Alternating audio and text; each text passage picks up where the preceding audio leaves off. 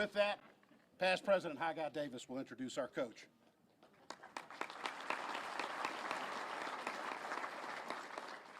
So Coach Kelly was born in Massachusetts, and he and his wife, Pocky, have 3 children. They're obviously here. Coach started off his coaching career at Grand Valley State in Michigan, Central Michigan, University of Cincinnati, and obviously most recently Notre Dame. He has a 73% winning percentage, and 12 different times in his career he's been voted Coach of the Year. Obviously last November he was named the 33rd head football coach here at LSU. Ladies and gentlemen, our head coach, Brian Kelly.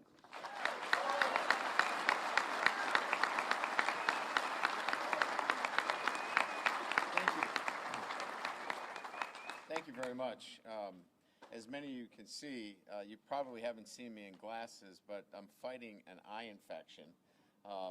But my vision is pretty clear, and my vision for this group here is that there is great passion, there's great purpose to have such an incredible turnout today.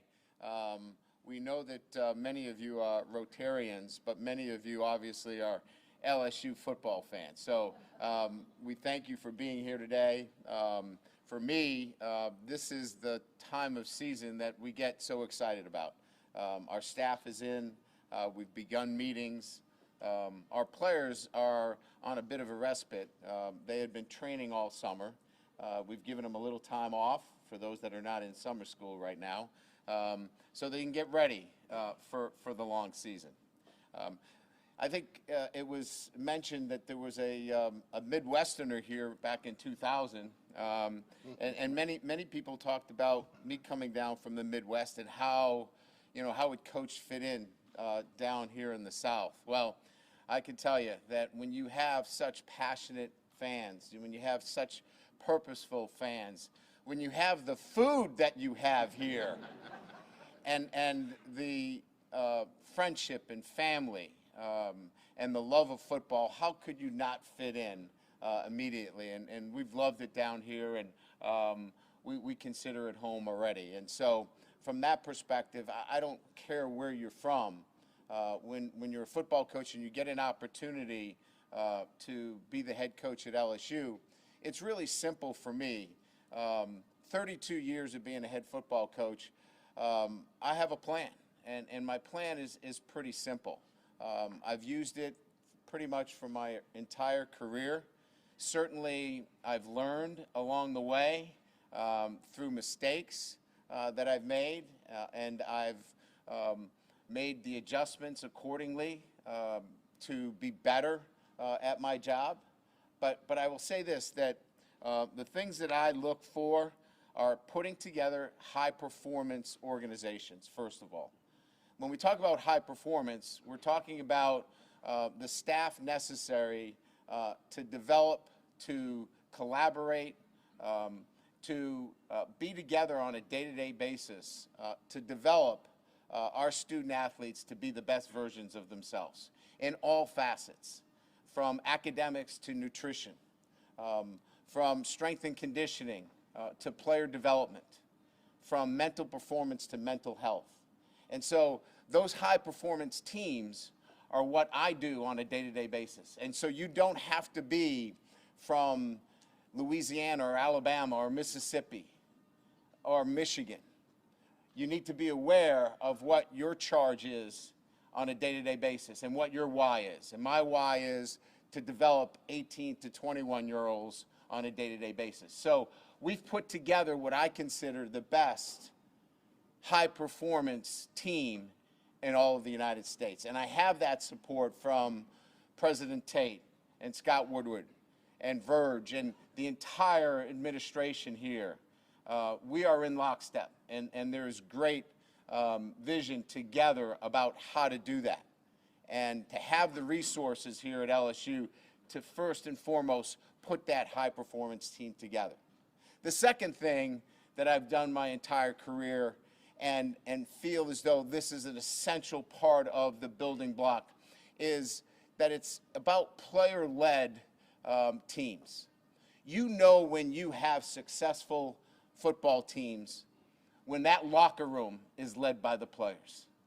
And so make no mistake about it, the ability to have a player-led culture, when players are holding each other accountable on a day-to-day basis, when you're working on helping them become better young men on a day-to-day basis, better leaders. And make no mistake about it, we have to help them become better leaders. We have to show them what leadership is about. But that accountability on a day-to-day basis helps them build themselves to be the best version of themselves as well. So when those players lead, when they're accountable, you can see that take place on Saturdays. You can see it take place in the classroom and in the community. So my job in that second pillar for me is building player-led cultures on a day-to-day basis. And I think the third part is having a positive teaching environment.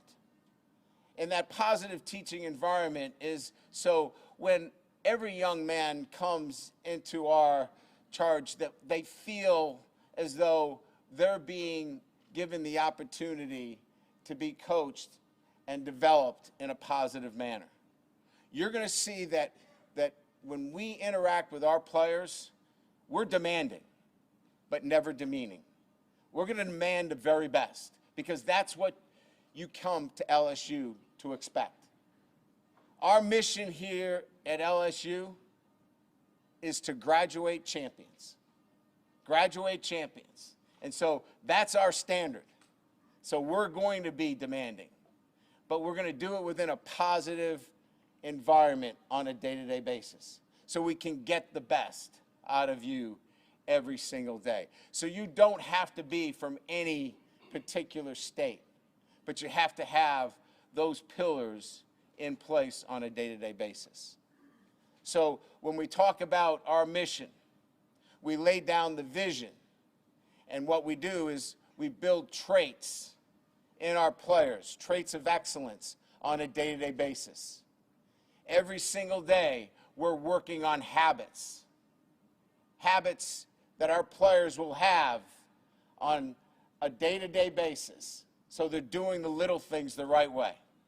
So you're not scratching your head going, why did he jump offside on 4th down? Why did he blow that coverage? Because we're working on those habits of doing the little things the right way every single day. So my toughest days are on Monday, Tuesday, Wednesday, Thursday, Friday. And I'm going to sit back with you on Saturday and enjoy the game. Because that's how I like to coach. I want to have fun on Saturday just like you do. And I really don't worry about wins and losses. I know you have to win. I know you got to win them all here at LSU. And that's just fine by me. But I really concern myself with, for our guys, thinking the right way, having great habits. If they do that, then the outcome will take care of itself. If we focus on these important principles and focus on the process of great habits, thinking the right way, then we're all going to have very good Saturdays sitting in traffic jams after the games. Because we're going to have a W.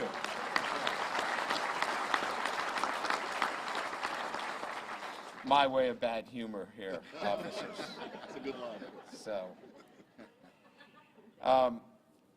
I think I would end on this. I mentioned that our players are now off. They spent the last 8.5 weeks training with our strength and conditioning team.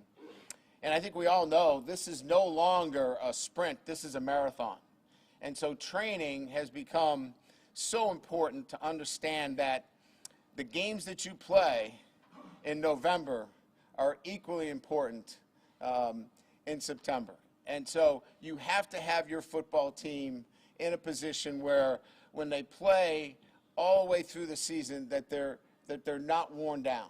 And we think that now with science and the ability to monitor our players, that we have trained our players accordingly, that when we play our first game in September, that we'll be in a great position to be acclimatized to the weather conditions. We trained outside for the last 2.5 months, no indoor training. So our guys are prepared for the weather conditions, as well as maintaining that ability to go through a very difficult SEC schedule leading into an SEC championship game in December. So understanding the training regimen is so important for these long seasons, and I think our guys clearly understood that and how to train appropriately. Now we've given them a few days off. We report on August 3rd with our first practice on the 4th.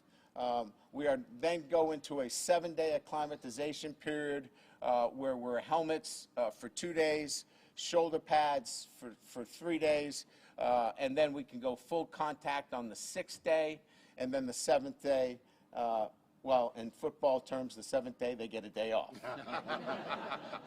A little bit different in football. But that's the schedule, that's how we'll run through it, and that'll lead us up to our first game against Florida State. So we've got a couple more minutes. I'll open it up to a couple of questions, and then get back to the more important business. So if anybody has a question, raise your hand, use your inside voice, yell it out, and we'll do the best we can. Your thoughts on NIL? NIL, name, image, and likeness. I think the intention of name, image, and likeness and helping the student athlete with that is outstanding. Obviously, it's not regulated in the manner that I think everybody would like to see it regulated, and we don't want to use it as an inducement. I think those are probably the two things that everybody is concerned with, including myself. I don't think we want to see it as an inducement in recruiting, and I don't think we want to see it used in a manner that turns the student athlete into a professional athlete. But I'm in favor of name, image, and likeness if done the right way. Yes, sir. Talk quarterbacks for us. Yeah, well, we got plenty of them. So we put a suggestion box down here. If you could leave your suggestion on the way out. We have 4 quarterbacks. They all have great traits, but different traits. We'll have to use this camp to really, vet that out and give them the opportunity to separate themselves from each other. So as we're sitting in the offensive staff meeting, you can understand in the spring we laid down the offense for the first time. So it was installation of an offense, generically speaking, and it wasn't set up for any one quarterback. We're going to have to set up now in preseason camp particular plays for the skill set of that quarterback so we can see how they operate the offense. That should give us separation and give us the chance to name a starting quarterback. Yes, we will. Yes, because we knew what our problems were going into the offseason. So we believe we've addressed that. I feel comfortable. There's still work to be done there, but we've put ourselves in a position where the offensive line is going to be better than it was, and we've added a couple of players there that I think that are back from injury. One is back into school. Bradford is back, Anthony Bradford. Garrett Dellinger is back from injury. That kind of depth with what we had in the spring should put us in a much better position on the offensive line. 2 more questions. Something over here on the left? Ladies want to talk about the 3 technique or the shade. I'm fine with that. I know we talked about press coverage last time. Anything? Nothing? Good? Going once? Going twice? Anything? Right to your right. Right here. Yes. Coach, would you talk about the tight end position and if that will affect the type of offense we run this year? Yeah, I mean, I think we have to be able to recruit some depth at that position. There's no doubt that that was a position that does not fit, my profile. That just happens when there's a change in coaching staff. I have a preference to have a deeper, I would say, tight end depth chart. And we just don't have that right now, so it's going to take us a recruiting cycle. But we have guys on board that are going to fill in at that position. We won't have the ability to be as multiple as I would like at that position this year, but we'll manage. We'll be creative, and you'll see a tight end on the field probably every snap, and I like to keep a tight end on the field. Yes. Last question. Yes, ma'am. Can you give a comparison of the LSU facilities, what you were used to before? Yeah, I think these facilities rival the best in the country. Facilities for me are about a couple of things. One, geography, the ability to get to and from. Remember now, the student-athlete schedule is so jam-packed during the day that geography is important. Getting from the dorms, to the football facility, to academics, to academic support. That geography is outstanding. So having that kind of geography is really good. Then having the support staff and services. Our training table in terms of our nutrition center is first class. Our ability to train, all of those things, meetings, all of those things are as good as anywhere in the country. And look, we've got the best stadium. I mean, a night game here, the passion is amazing. But I really think facilities are about geography, moving the schedule so you can get players to and from where they need to be, and then having the facilities for them because they put in so much time, and LSU is at the top of the food chain. So again, thank you so much. Great turnout today. The passion, the purpose.